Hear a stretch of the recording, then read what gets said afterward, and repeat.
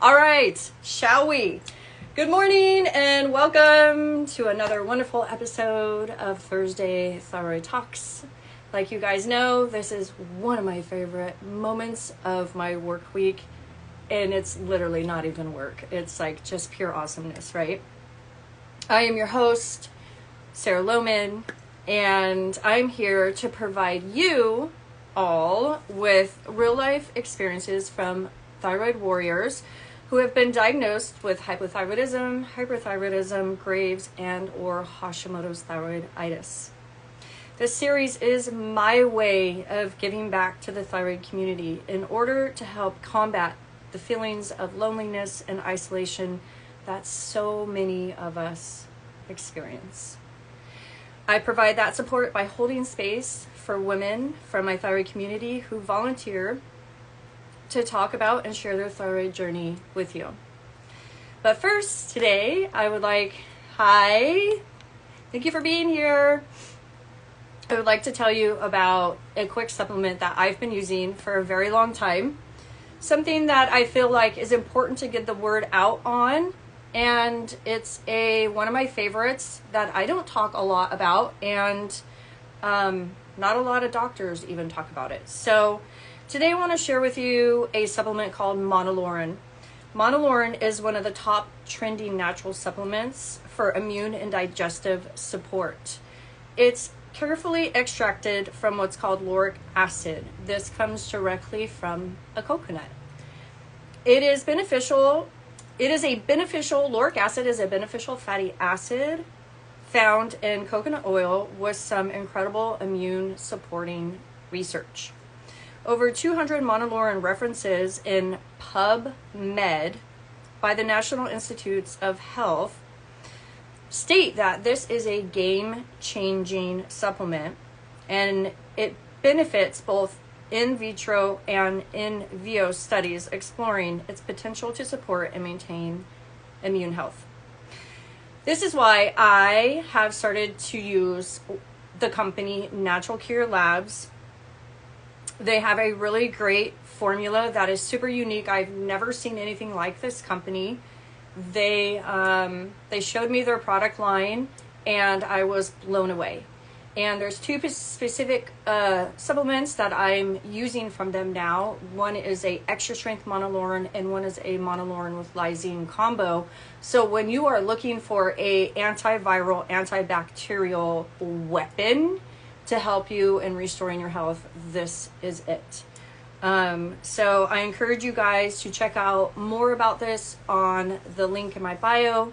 And if you're interested, you can use my coupon code SarahJoy. Now, shall we dive in? Are you ready, Stef? Okay, so today's featured warrior is Stefanie. So if you could just send me sorry, gotta move that out of my way. Send me the request to join, and we'll go from there.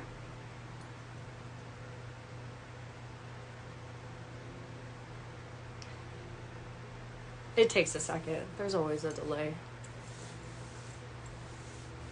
It should just say right in front of you, like request to join. There you go. All right, now it says go live. Yes, please. It says connecting. There you are. Hello, hello. Hello. Good to see you again. Good to see you too. Thank you so much for volunteering to join me at this time. Oh, sure. Thank you for having me. Of course. So if you could just begin with whatever basics you're comfortable with sharing, I think that's always a good place to start. Okay.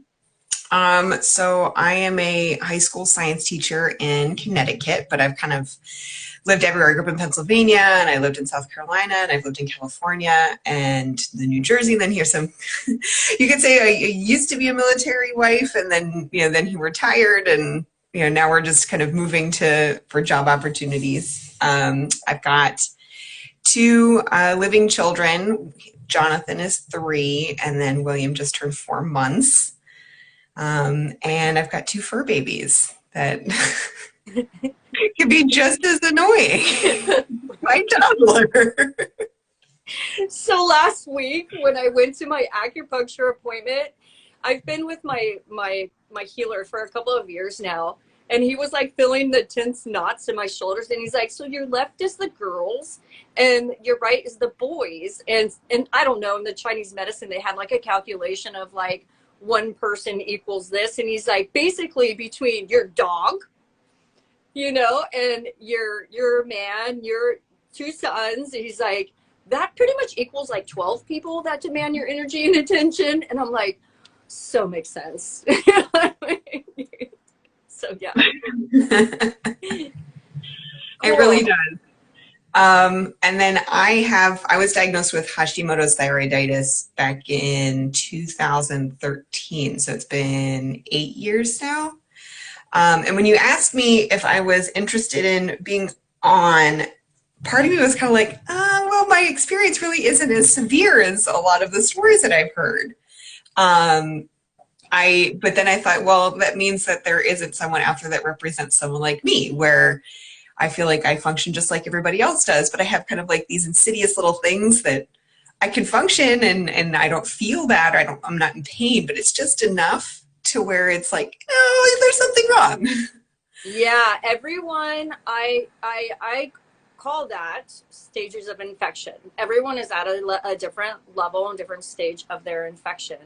And there's 4 stages. And so you could classify yourself in the more like functioning stages, which would be between 1 and 2. So that's good. Yeah. But like you said, there's always those like underlying things, because we all get used to functioning at that level, whatever that level may be, and tolerating and coping with whatever is bugging. So yeah. So do you want me to just kind of start from, I guess, maybe like the beginning? Okay. So I would say I would start with my weight, because I think that's the most influential factor in kind of all of my thyroid discovery issues, kind of my exploration of nutrition. I have been, I guess you could say, I've been clinically obese since I was a small child. Childhood trauma relied on me to be an emotional regulator for other people. And, when you're a kid, you can't, identify how to deal with those feelings. So I went to food and I overate, and all I had access to was processed foods, things high in sugar and refined things. And even though I can't specifically say this is what caused my Hashimoto's, it is, as a scientist and researcher, it is something I could hypothesize legitimately. So I've been overweight my whole life. When I was in college, I lost 100 pounds through diet and exercise. And then by the time I started grad school, I started gaining, I had gained about half of it back, and then got married and moved in with his parents, and then ended up gaining the rest of it back. Went through a period where I lost the 100 pounds again. Granted, this time it was a lot harder. It took me 5 or 6 years to do it. And it was like 6 days a week I was in the gym, strict dieting. And it just took forever. And I think my biggest thing that I always focused on over the years is that I've noticed is it takes me perfection to lose weight. And one day, even just one day where I'm like, you know what, I'm gonna go out with my girlfriends and have a drink, or I'm gonna go out to eat, and it completely derails a month's worth of progress. Wow.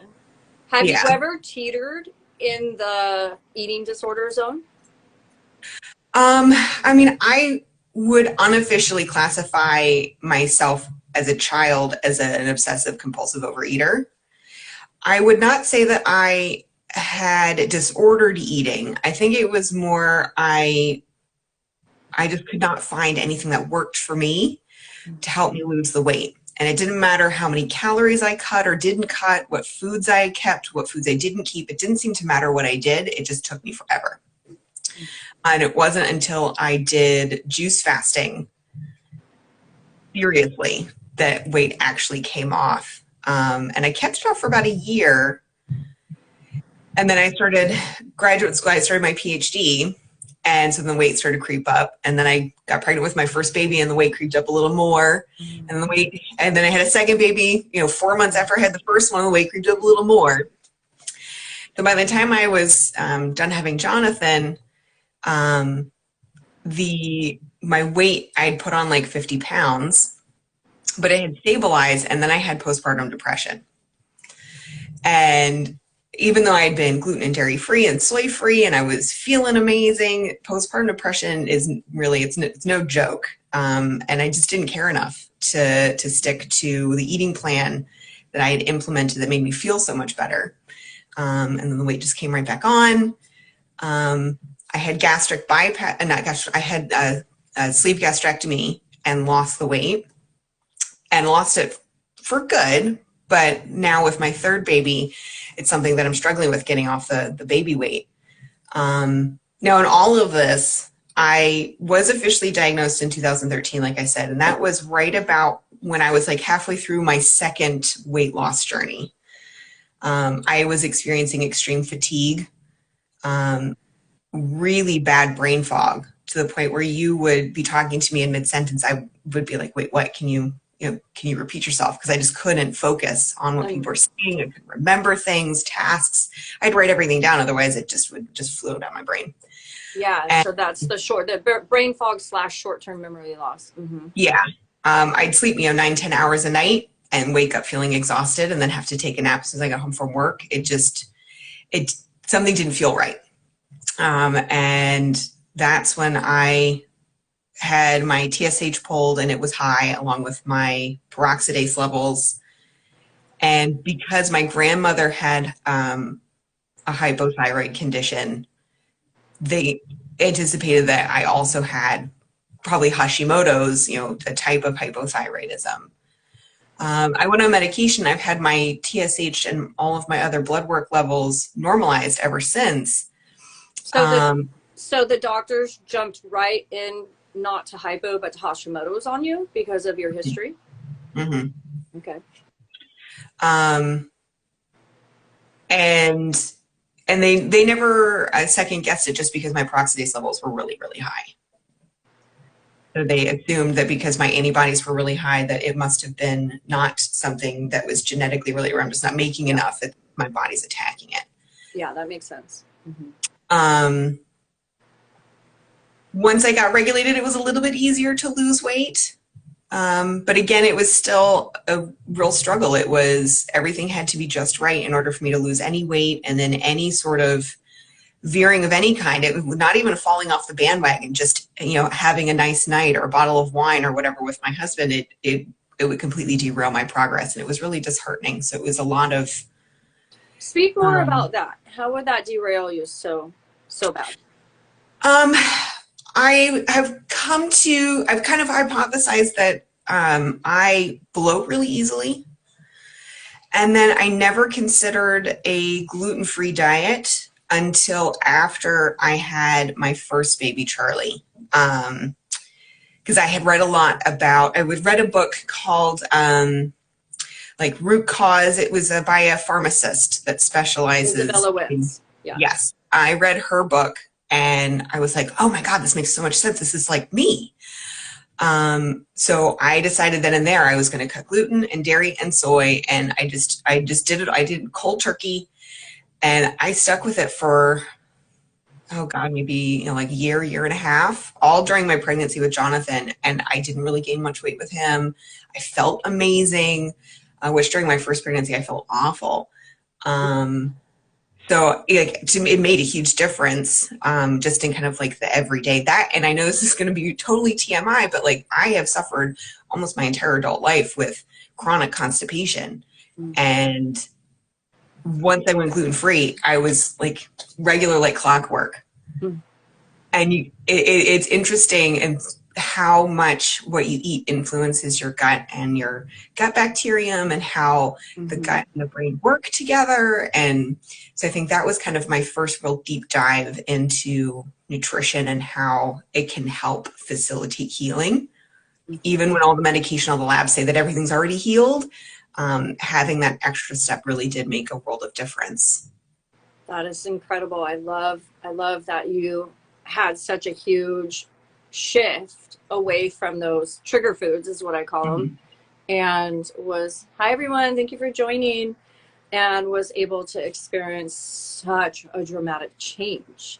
You know, it's really important when you're on your healing journey, in my opinion, to do food journaling, because a lot of people are busy and we just don't listen to our bodies. And like you said, I think I'm really sensitive to bloat. But if you are responding so well to cutting out those trigger foods, what that tells me is you're more sensitive to inflammation, and those cause inflammation. So I love that you had that huge aha moment. And what I call it really is like a testimony builder. And it really will, like, because you always have that to look back on of like, I really have faith that that works. And it's a good fallback. Yeah. It really is a confidence killer when you get on the scale in the morning and you see like you're up like 4 pounds from the day before. And you have to kind of like reason yourself through it, because it's like, I did not eat an extra like 40,000 calories to gain 4 pounds overnight. Like, that's just not possible. And not only, it's like, and I wouldn't have done that all week long anyway, because I've been logging what I've been eating. So yeah, it's thinking about like reasoning yourself through it. And it really is kind of a mind bender when, especially as someone who's been overweight my whole life, where weight has been such a facet of my, unfortunately, a facet of my identity that I don't enjoy. But really reminding myself that making daily choices influences my body, but my weight is not a reflection of my health, as long as I'm making consistently good choices. And then every once in a while when I make a mistake, or I, eat gluten by accident, it's like my weight goes up, okay, but that doesn't mean I actually gained weight. It just means my body is responding to that food in a way that I need to address again. Exactly. And because you are a scientist, you might actually appreciate this. I actually threw the scale away because I realized, like you just said, that when we get on that scale and we see something we don't want to see, we see something we don't like, it immediately puts us into shame, guilt, worthlessness, and those become your new identity, at least for that day. And that is so terrible, to be trapped in a cycle of, I'm only going to love myself based on what the scale says, because it's just data. Yeah. In the end, you're just collecting data. It doesn't define who you are or how you can lose weight or what your weight really truly is. You can lose pounds, but maybe not inches, or you can lose inches, but maybe not pounds. Like, there's all different types of weight loss. Yeah. And so I saw this happening with myself, of like, I was defining who I was being or what I perceived myself as based on what the scale said. And I was like, F this. I'm so much more than what this figure says. And I chucked it. So, I think one of the other things, besides like the chronic inflammation from diet choices, I think one of the other things that I can speak to is how important it is to identify something called adrenal fatigue, and how people with Hashimoto's, hypothyroidism, I would say even hyperthyroid, anything that deals with metabolism, adrenal fatigue really negatively impacts how your body functions. And we're already at a deficit, I guess. I mean, a deficit really isn't the best word to choose, but our body is already functioning at a very sensitive level. And then adrenal fatigue compounds the impact that, an autoimmune disorder has. My first pregnancy resulted in a full-term stillbirth, and it was unexplained, and my thyroid was regulated at the time. Now, it is important to note for women who might be watching this, or people that they know, that if you have an unregulated thyroid, it can increase the odds of miscarriage. And, significantly increases the odds of stillbirth. Now, it was not the case for me because everything was regulated in my situation, but it is just something I was thinking about as I was kind of thinking about what I wanted to talk with you about. But the trauma of that loss really impacted me physically. You know, whenever we go through a trauma in our minds, it manifests physically in our bodies. I got pregnant very quickly after losing Charlie with Jonathan, my second son.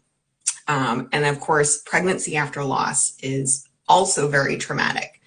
When you're under chronic fight or flight stress, your body is pumping out that cortisol, it's pumping out the adrenaline, it's pumping out all of these hormones that are designed to make us survive when we're in duress in the wild, but when we're, you know, in our modern lives, that can really diminish our immune system. It can increase inflammation in our digestive tracts. And I think being gluten-free really helped at least kind of mitigate some of those impacts. But then having the PPD afterwards and this not caring, I gained 50 pounds in like 4 months because my body just had metabolically shut down. And then you have the post-pregnancy hormones you're dealing with, and then you add in just the 2 years of adrenal fatigue. It seemed to recover a little bit, but because I wasn't gluten-free, dairy-free, soy-free anymore, the inflammation was always there. And so my body, I don't think, really ever got back to a place of homeostasis, I guess you could say, to throw in a science word. I love, that's my favorite science word ever, homeostasis. You know, I was just maintaining this really bad feedback loop in my body, and I wasn't feeding it what it needed, and my mind wasn't in a place to want to give it what it needed, and the weight just piled on as a consequence. That and this, my set point has always been very high, so my body naturally wanted to go back there. Then William, I didn't get pregnant with my third until about 2 years later, but for different reasons. That pregnancy was traumatic. I had a very severe placental disorder diagnosis that had a very high mortality rate. So I was looking at having a baby that could potentially kill me. And the birth itself was very traumatic because I almost died. I mean, it was the entire 9 months. And then you compound all of that with COVID. So I'm attending my doctor's appointments, my checkups, my MRIs, all of my ultrasounds by myself. So I don't have that emotional support. I was in the hospital basically by myself because my husband had to balance between seeing me and being home with our son. So that pregnancy, even though I wasn't afraid that William was going to die like I did when I was pregnant with Jonathan, the fact that I was not healthy was very traumatic. So again, this adrenal fatigue. And so I'm at the point now where it's like, I can't have any more children. So now I'm focusing on myself, and it's really meeting with people like you and other thyroid community members and rereading my books and really delving back into what nutrition do I need? How do I feel when I eat it? How is it impacting me? And then trying to make choices that'll make me healthy versus choices that will control my weight. Because if I'm making healthy choices and I'm feeding my body what it needs and giving myself the nutrients and addressing those symptoms, the weight should naturally come off on its own. So that I don't want that to be my focus this time. I want to focus on me being healthy. Yeah. So thank you for sharing all of that. That's a lot to put out. And I tried to keep it together because that story is never easy to hear, that you lost your baby. But I'm so grateful that you were blessed with more healthy, amazing children. And I'm grateful you were able to make it through all of your pregnancies and that you're here with us today. So you are so strong, so resilient. And I mean, I commend everything you've been through and the mother you are now. And I told you this before when we talked, I love talking with you because I love how you use all the scientific terms. It's like happiness for me, but I love that you touched on the adrenal fatigue. I love that you touched on the constant blends being put out. I love the weakened immune system. I mean, you really touched on huge key factors to the thyroid illness continuing and the symptoms continuing. Mm-hmm. But I just want you to know, I mean, in the nutrition, like you're on it, girl. Like the nutrition, the low functioning thyroid, the low functioning adrenal glands at the same time, they're best friends. Mm-hmm. And if the thyroid ain't working, the adrenals ain't working, because the adrenals are the thyroid support system. And and like you said, with the stress and the trauma and everything going on, if the adrenals are already trying to support a low functioning thyroid, and then you pile all that on top of it, they just basically just go, yeah, they give up. I can't do it all, you guys. And then it calls in support from the liver, and the liver calls in support from the gut. I mean, it is so all connected. And and so I love that you're just kind of pulling back the brakes on everything and going, where's my square one? What do I need to come back to for me now? Because I know that place of, I'm not going to have any more children. Now it's time for me. I had to do the same thing. I put 60 pounds on with both of my pregnancies. Thankfully, thanks, Mom. I was able to not like per se easily take it off, because some of my weight loss was directly related to trauma and just like not being able to eat. But I was blessed with the ability to be on the thinner side just because of my genetics. And but it is really hard to go through those extreme gains and those extreme losses and not lose your identity and not lose your confidence. And but you do, like, I call this now where you're at, like your state of grace for yourself, because you're like, okay, I survived all of that, and I'm so grateful to be here now. But what do I do for me? And the way I look at it is, you're still young. You know, I was only 34 when I had my last one, and I'm like, you know what the good news is we have the rest of our lives now to just have our bodies. Yeah. They're Although I'm ours not again. that young. I'll be 38 this year. That's good. good. 40. Oh, I bet you're going to be at such a different spot when you're welcome in your 40s if you're 38. That's awesome. That's exciting. Yeah. But you're right. It's a change in mindset. And also this time around, like when I was gaining weight after Jonathan, I equated it to the PPD and the sleep deprivation. And I think that's another thing that we don't really consider a lot, is how sleep influences our bodies. And I know for me, sleep deprivation really impacts how my body functions. Maybe more than somebody else, but the past 4 months have really just been, like you said, about giving myself grace. Like, I'm alive. I've had 3 babies. 2 of them are amazing and, you know, healthy, and I get to see them grow. And my body, my brain has been through a lot of trauma in the last 5 years, and that it's okay for me to forgive myself for not being at some arbitrary weight or fitting into my pre-pregnancy clothes. Like, that's not an issue right now. Really, it's just my main goal is just not gaining weight, because my body's still going through the recovery process. Like, all my hormones are normal. All my labs show that everything is normal. But it's just, I know I hate that term, but it's like the doctors can't do anything about it because everything looks fine from the lab's perspective. So now it's just taking supplements, making sure I'm cutting out the gluten, and I'm working on cutting out the dairy, and I'm not having caffeine, and I'm just, you know, taking time for exercise and getting sunlight, that I'm doing all of those things. And that eventually, when my body has recovered from all of this fatigue, which could take months or even years, to be honest, you know, then, you know, maybe it will happen, but I've got to be okay with who I am now and the size I am now, and just be grateful that I'm working towards health. We're grateful you're alive. We're grateful you have today to worry about your weight. Exactly.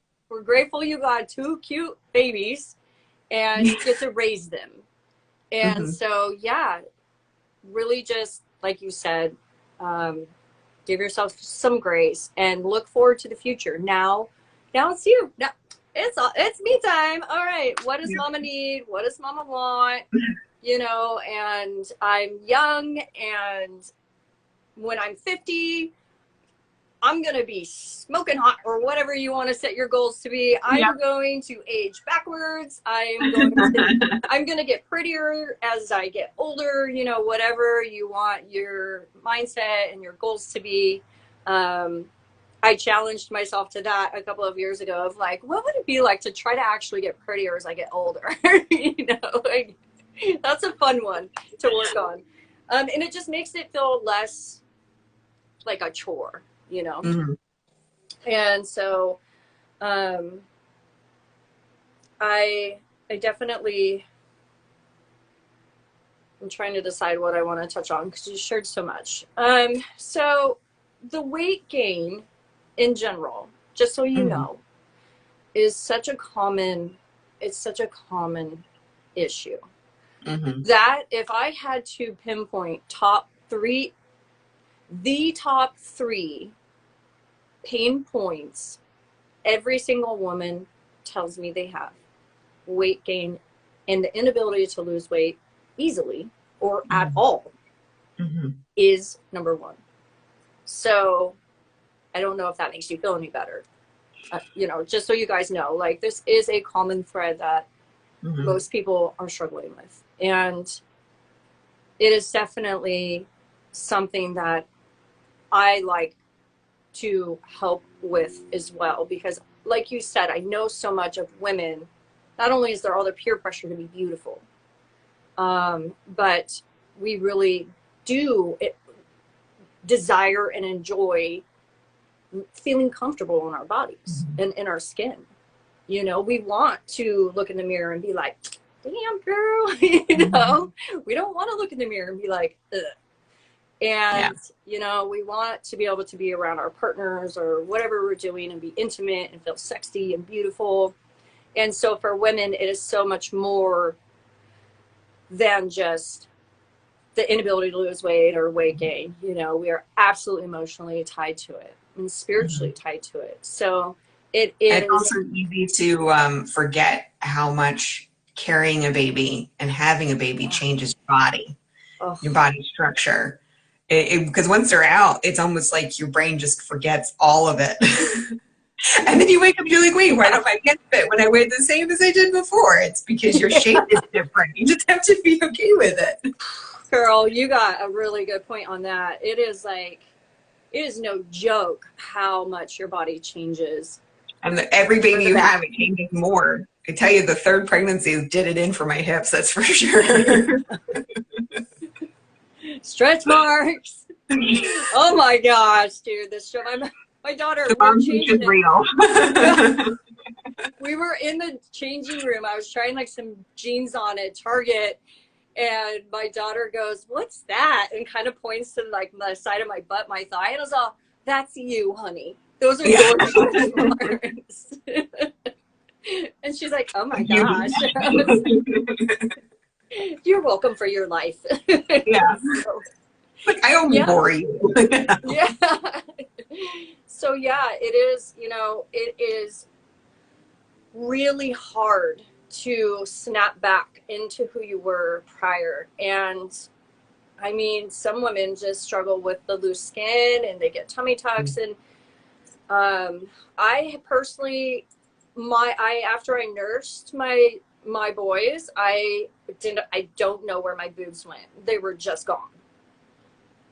They just disappeared. It was really depressing. And so I understand the, like, I lost myself. And so we do need, and so like you, it was like, all right, now it's me time. And I'm going to work on me. And there's nothing wrong with that. It is not selfish. It is not selfish to invest in yourself. It is not selfish to be like, what do I need?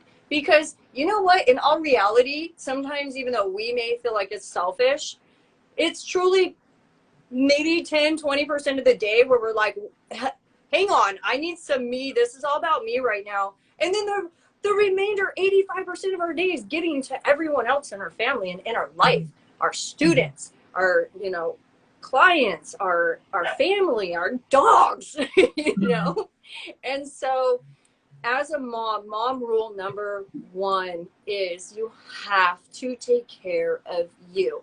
And if you don't, your adrenals will get even more burnt out. Your thyroid will get even more burnt out. Your immune system will get even more weak.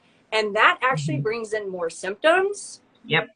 Which you don't want. Okay. So you taking time to work out, to meditate, to garden, to go for a walk, to put your favorite show on while you meal prep, to whatever it is that you do for you, your ritual, your daily ritual, it is so crucial.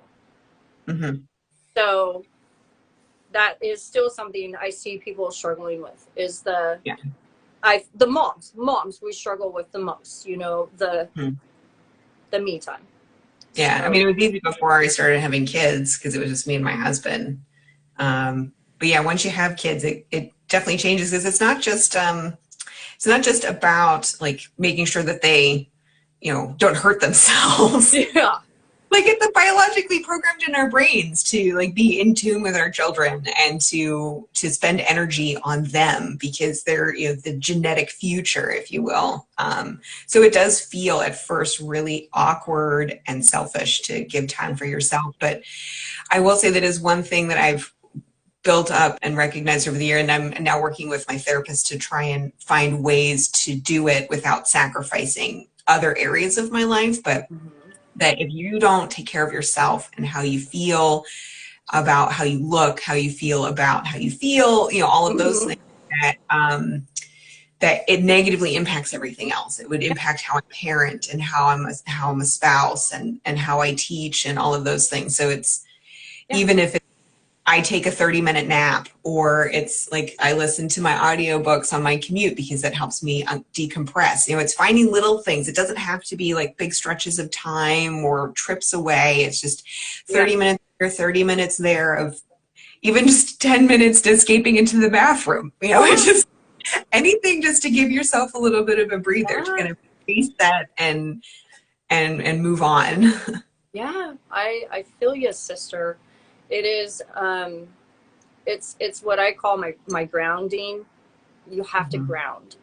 And if I don't ground first thing in the morning, then I do feel more on edge. I'll be a little more snappy with, maybe the kids or my partner or even myself, or I won't handle a phone call with a company the same way I normally would. It just, in the sleep, like you said, sleep is a really big deal too, which a lot of women that have thyroid issues actually are insomniacs. They straight up can't sleep.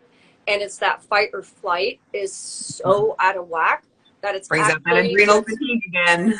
Yeah, the fight or flight is actually misfiring and keeping you awake at night. And there's all kinds of things that we can do. But have you built, just curious, have you built an actual like maybe morning routine or like evening routine, or like how do you find your me time? Like where do you build it in? Well, I fortunately have a really great nanny. Cool. And she's been with us now almost 2 years. And so she works also during the summer. So even though I work a part-time job from home, I make sure to build in time during my day to have lunch and talk to my husband, or go downstairs and work out in the basement, or to take a nap. I don't necessarily, I like keep a schedule, but in the same breath, I'm also very flexible, where it's like, if I don't feel like working out that day because my body's just too tired, I'm going to lay on the bed and I'm going to take a nap, or I'm going to read a book, or I'm going to do something that's relaxing for me versus putting strain on my body if I'm just not feeling it. And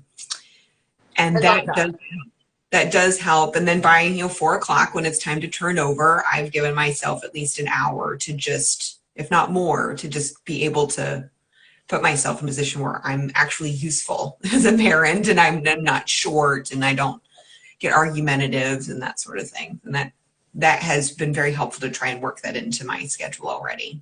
Awesome. That sounds phenomenal, especially the nap part. Now, once the school year starts, it's going to be a completely different story. We'll see how that goes. Yeah, totally. I mean, I love that you said read a book too. I love unwinding and reading a book. And that's something that a lot of us love to do, or even journal, but we just forget about like those slower things that bring us so much pleasure and clarity as well, and healing. I mean, it's amazing how much you can heal through just, reading the right book or journaling out the right things. Yeah. I'm also a creature of habit. I like having structured routines. So in a way, even though, COVID isn't over and we still need to be careful, I'm cautiously optimistic. I am looking forward to the fact that school is going to be, as long as the Delta variant doesn't get too serious, that we're going to be back in school and it's going to be somewhat normal, where my routine won't be as, like, we've been thrown off for the last year and a half. So I'm kind of looking forward to just having a very predictable day where I can get up and work out and go to work, and I meal prep on Sundays. Like, everything is kind of back to its normal routine, and it kind of, that stability will help, I think, to also address the fatigue and the trauma that my body has experienced, and just give myself time to just kind of reacclimate to health. Yeah, I feel you. We all feel you on that. Normalcy, please, somewhere. Although I still want people to keep 6 feet apart from me, because germs really freak me out now. I heard this girl making a joke, and it wasn't even like anyone that knew anything about like pathogens or germs or something, I don't know. It was just like a quick thing. And they were like, ew, I don't just go make out with strangers. Like, you can keep your bugs to yourself or something, And I was like, amen. Like, amen. I think about these things now, like, ooh, you don't want to just go make out with some random guy. You can catch whatever strain of EBV they have, Like, So, unfortunately, it seems like we all have it anyway. Yeah, but there are some like more mellow strains versus the psycho strains that just screw up your health. So I'm like, I'm already good with what strains I've been dealing with. I don't need yours, Yeah. Fortunately, I've had one of the more mellow ones, because I've never had strep or mono or anything like that. Even though I do test positive for antibodies, it's, I think they're related to like whatever gives you canker sores. Yeah. So they call that herpes, but it actually is. Yeah, Epstein-Barr. Yeah. Did you mean canker sores, or you mean cold sores? Canker sores. Oh, cankers. Yeah, I think those ones are also the herpes, which is in the EBV. So anyways, oh my gosh, we could go off on like, we'll keep all this fun lingo in our private conversations. We don't just scare people away. I know. So anyways, well, I just looked at the time, and for, sake of people sitting in traffic and watching this while they meal prep, we gotta probably cut it off. So thank you again for coming and sharing, and being open. Yeah, and it does take vulnerability. It opens you up when you share your story, and your vulnerable parts can come out, and it can feel a little scary, but just know, for you and everyone else, yeah, you're right, Kim. Canker sores are not the same as cold sores. What my brain was doing was going, are they in the same EBV family? So I'll research that later. So where was I? You were wrapping it up. Yeah, wrapping it up. Oh, yes. Okay, my wrap up. Anyone that is not on live, you can catch the replay, of course, on here on my IGTV. I also post this series on my YouTube page for easy access to every series, like in sequential order. And as you guys know, this only happens if you volunteer. So if anyone was moved by the series today and hearing Stefanie's story, and also has a journey that they would love to share, everyone's journey is powerful. And no matter what you've been through, someone else has actually gone through something similar and resonates. Trust me. So Kim says cold sores are my nemesis. Great live. Thank you both. You're welcome, sweetheart. Thank you so much for always being here and supporting me. Kim is one of my super fans. I love her. She's the best. So yes, I'm always looking for volunteers. And if you are interested in sharing your story, please DM me, or if you see me pop it up on my stories where I'm looking for a DM, you could respond to that as well. I have a lot of free resources on my website if you just click on the link in my bio.